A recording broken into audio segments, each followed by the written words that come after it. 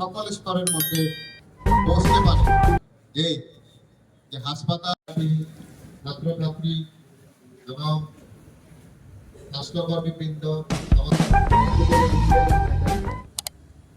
সেজন্য আপনাদের সাধারণ মানুষের কাছেও যাবেন, মানুষ আমাদের হয়ে কথা বলবে।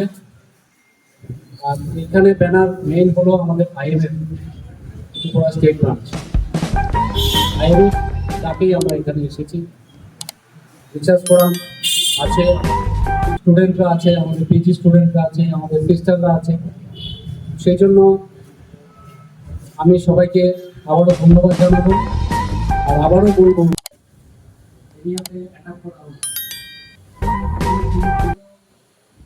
যাতে আর না হয়। অনেক কিছু আমরা দেখছি।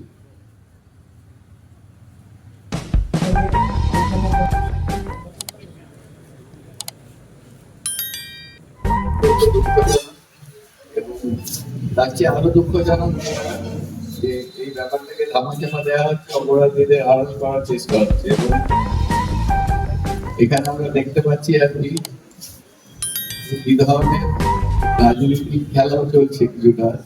কারণ আমাদের রাষ্ট্র ব্যবস্থার যিনি প্রধান সেই স্টেটের, তিনি ধামাচাপা দেওয়ার মেন উদ্যোগী। এই জন্য এটা আরো দুঃখজনক।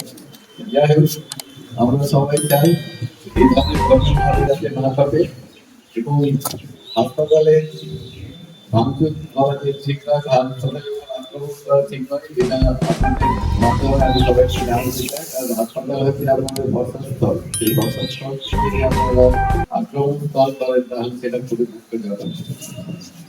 এই সাথে সাথে আমাদের ছাত্রছাত্রী এবং অন্য ডাক্তার অন্যান্য আমাদের আবেদন তারা নিরাপত্তা